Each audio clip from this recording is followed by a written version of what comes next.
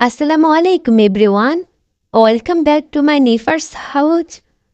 সবাইকে স্বাগতম জানাচ্ছি আমার আজকের এই রেসিপিটি দেখার জন্যে। বাজারে তো এখন প্রচুর কাঁচা আম পাওয়া যাচ্ছে। কাঁচা আম দিয়ে শুধু আচার না দিয়ে আপনারা চাইলে এই ভিন্নধর্মীয় জেলিটাও তৈরি করে নিতে পারেন। কোনো রকম আগার আগার পাউডার বা জেলোটিন ছাড়াই আজকের এই কাঁচা আমের জেলিটা তৈরি করে দেখাবো। স্বাস্থ্যকর উপায়ে এই জেলিটা তৈরি করে বছর ধরে সংরক্ষণ করে খেতে পারেন। একটা হাঁড়িতে আমি 4 কাপ পানি দিয়ে দিচ্ছি। আমি কাপ মেপে তারপরে পানিটা দিয়েছি। এখানে 300 গ্রাম আম নিয়েছি। আমগুলো আমি আগে ভালো করে ধুয়ে তারপরে পানি ঝরিয়ে এখানে দিয়ে দিচ্ছি। এরকম কিউট কিউট করে কেটে আমগুলো এখানে ব্যবহার করলে আমটা খুব তাড়াতাড়ি সিদ্ধ হয়ে যাবে। আমটা দেওয়ার পরে নেড়ে ছেড়ে এটাকে ঢাকনা দিয়ে ঢেকে সিদ্ধ করে নিব। এটাকে আমি প্রায় 5 মিনিট সিদ্ধ করে নিয়েছি। এখন ঢাকনাটা তুলে আবার একটু নেড়ে দিচ্ছি। আমটা কিন্তু এখনো পুরোপুরি সিদ্ধ হয় নাই, তাই আবার এটাকে ঢাকনা দিয়ে ঢেকে তারপরে সিদ্ধ করে নিব। তো আমি এটাকে ঢাকনা দিয়ে ঢেকে সিদ্ধ করে নিয়েছি। আর এই পর্যায়ে আম থেকে যে পানিটা বের হয়েছে এটা অনেকটা ঘন হয়ে গেছে। এখন এই আমটা আমি ছেঁকে নিব। আমটা চুলা থেকে নামিয়ে এখন একটা স্ট্রেনার সাহায্যে এটাকে ছেঁকে নেব। এটার যে পানিটা বের হবে এটা আমাদের কাজে লাগাতে হবে। আর যে আমগুলো থাকবে এই সেদ্ধ করা আমগুলো দিয়ে আপনারা চাইলে আমসত্ত্বও দিতে পারেন। তো আমি আমগুলো থেকে পানিটা ভালোভাবে ছেঁকে নিয়েছি।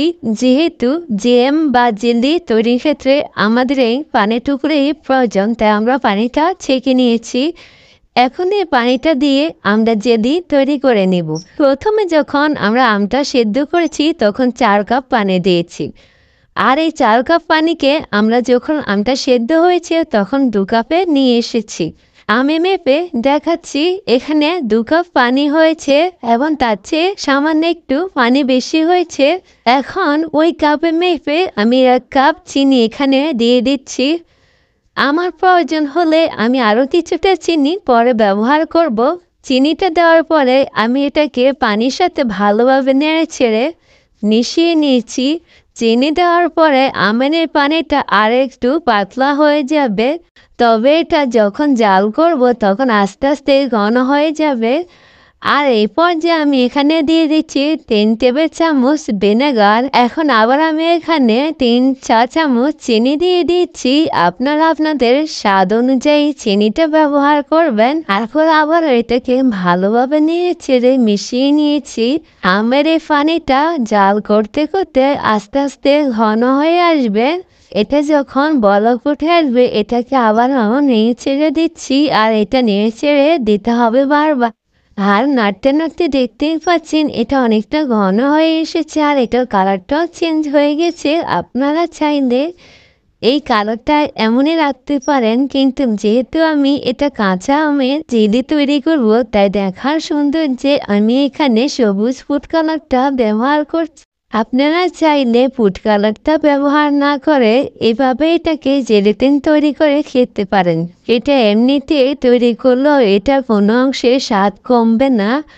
তো আমার এই তো এটা অনেকটা ঘন হয়ে এসেছে। এটা যখন একতারের হয়ে যাবে তখন এটাকে নামিয়ে নিতে হবে। এটা যখন চুলা থেকে নামিয়ে নিব তা ঘন হয়ে যাবে। জেলিটা গরম থাকা অবস্থায় একটা কাচের জারে ঢেলে নিতে হবে। এটাকে নর্মাল তাপমাত্রা বা ঠান্ডা কোনো জায়গায় রেখে দিতে হবে। তবে এটাকে নাড়াচাড়া করা যাবে না। নাড়াচাড়া করলে এটা জমবে না। এটা আমি 7-8 ঘন্টার জন্য রেখে দিয়েছিলাম। আর 7 ঘন্টা পরে দেখতেই পাচ্ছেন আমার জেলিটা একেবারে জমে ক্ষীর হয়ে গেছে। এই জেলিটা দিয়ে পাউরুটির সাথে সকালের নাস্তাটা খুবই জমে যাবে। আপনারা চাইলে এই জেলিটা এই মৌসুমে অবশ্যই একবার ট্রাই করতে পারেন। আশা করি খুবই ভালো লাগবে। তাছাড়া এই জেলিটা নর্মাল ফ্রিজে রেখে বছর জুড়ে সংরক্ষণ করে খেতে পারেন। তাছাড়াও এই জেলিটা বাজারের কিনা জেলি থেকে কোনো অংশেই কম নয়, তবে এটা অনেকটা স্বাস্থ্যকর। তাই আপনারা একবার হলো বাসায় ট্রাই করবেন। বন্ধুরা, আমার আজকের রেসিপিটি এই পর্যন্ত। সবাই ভালো থাকবেন, সুস্থ থাকবেন, আমার জন্য দোয়া করবেন। আসসালামু আলাইকুম।